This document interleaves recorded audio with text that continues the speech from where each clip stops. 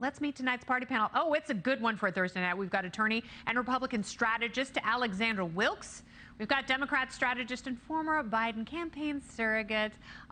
He is my bridge to the future. It's Kevin Walling, and comedian and host of the Part of the Problem podcast. I believe he might have a thing or two to say about this. Dave Smith, yes.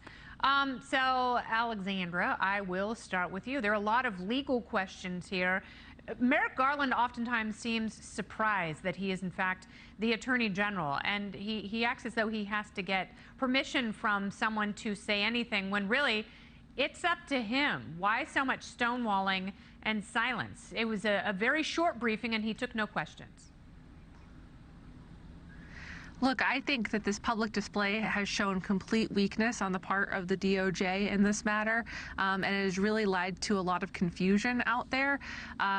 It leads me to believe that really this is an example of Washington bubble thinking, where they don't understand just how much significance something like this would hold to a lot of Americans out there and how jarring this would be. Because there was just no plan to keep this tight and controlled and measured. As a law enforcement agency, you want to take the temperature down on something, not ratchet it up. And when there's no information being provided, when everyone is just watching the same live footage of a dark Mar-a-Lago being, surrounded by guys with machine guns, people are going to have questions. And of course, on the legal matters, we're not going to know anything until we see the warrant and the underlying affidavit. Mm-hmm. But until then, they should have made more of an effort to carefully release this information, leading me to believe that Merrick Garland may not have known exactly what was going on.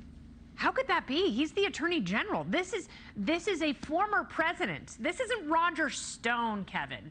This is the former president of the United States. And if it were a former Democrat president, there's absolutely no way there would have been this show of force and this much personnel to get some boxes of records.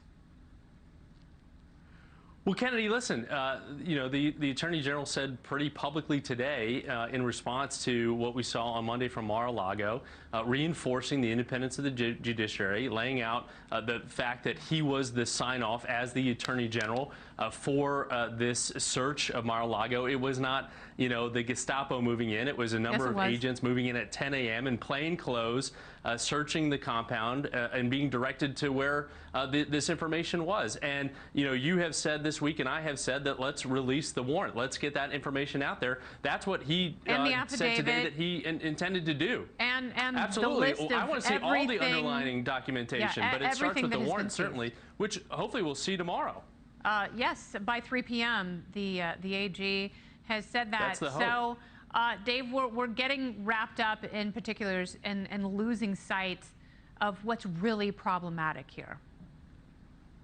Yeah, absolutely. And look, I mean, for Merrick Garland to say that, look, the FBI, we just faithfully execute the laws. That's it. There's no politicization going on here. It's just this. I mean, this is absurd. Look, think about the crimes that former presidents have committed. Barack Obama himself, when asked about whether he would prosecute the George W. Bush administration, he said, look, we tortured some folks, but we have to move forward. We can't look backward. There was no one in the FBI who said, well, hey, look, we faithfully, blindly enforced the law, so we're going to go start rounding up all the Bush administration officials. And Barack Obama himself, as Donald Trump said, he said it kind of sloppily, said created ISIS. But Obama certainly did knowingly fund and arm ISIS in Syria. I mean, that's literal treason.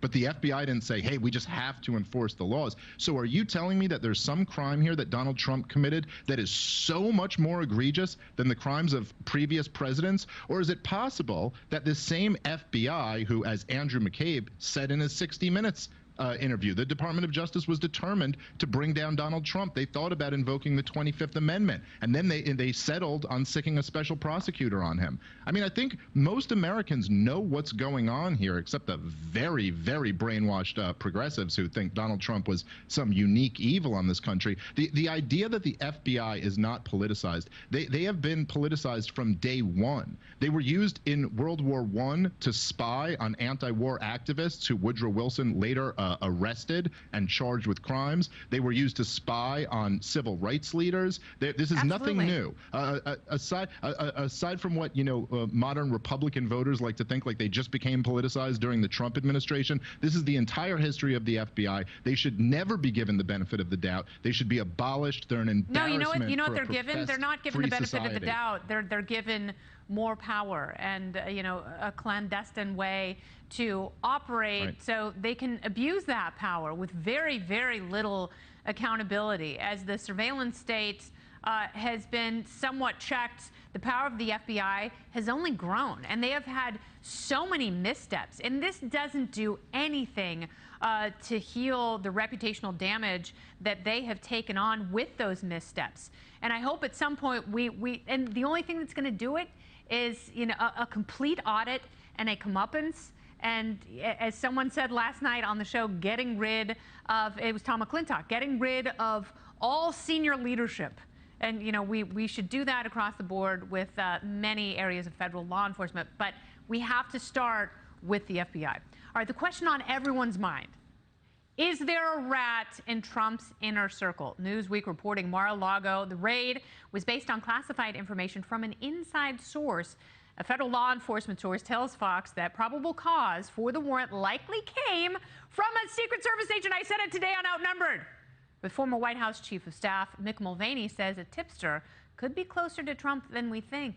Baron. This would be someone who was handling things on day-to-day, who knew where documents were. So that would be somebody very close inside the president. My guess is there's probably 6 or 8 people who had that kind of information. I don't know the people on the inside circle these days, so I can't give any names of folks who come to mind. But your instinct, I think, is a good one, is that if you know where the safe is and you know the documents are in 10 boxes in the basement, you are pretty close to the president.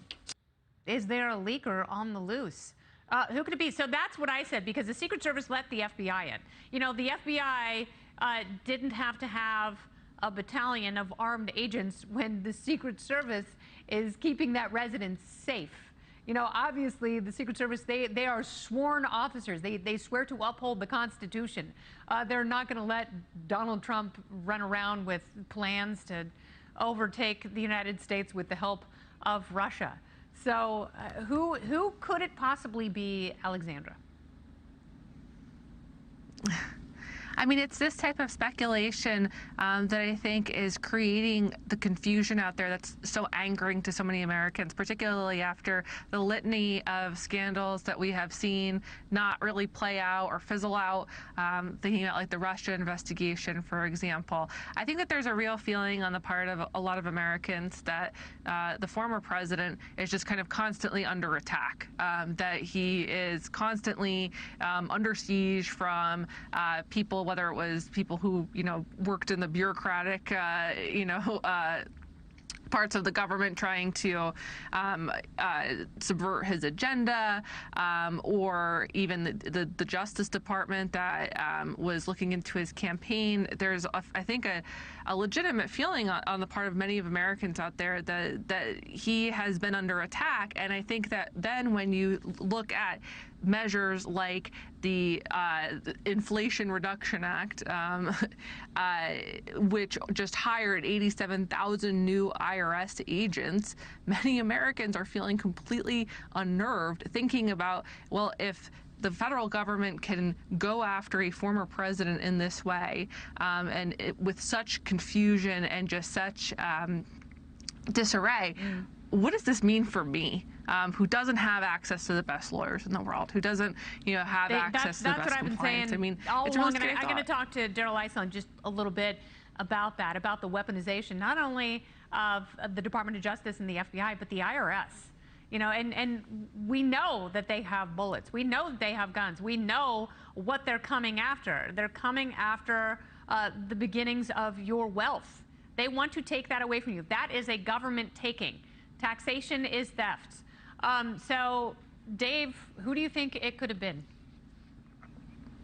Well, I mean, I don't know. Look, there's basically two groups, right? There's Trump loyalists and there's the Secret Service. So I tend to agree with you. It seems more likely to be the Secret Service, but it's not impossible that it could have been a Trump loyalist. But I would say that, look, I think it's a little bit backward to say, well, look, if they could do this to Trump, then they could do this to anybody. I think really the truth is that if they can do it to anybody, then eventually they can even do it to the former president of the United States. And the truth is that the IRS and the FBI and all types of, police departments throughout this country, they do this to regular people all of the time. We have tens of thousands of SWAT raids every year in this country. It's for those people who have been through that, they have lived through totalitarianism, and no one really cares except for, libertarians. Yeah. I don't know, maybe a few good and leftists, Reason, but and no one really Cato cares until will, it's a high-profile one. Yeah, absolutely right. They will occasionally publish stories about people who have been victims of civil asset forfeiture. And I said that last night. That's essentially what this is looking like.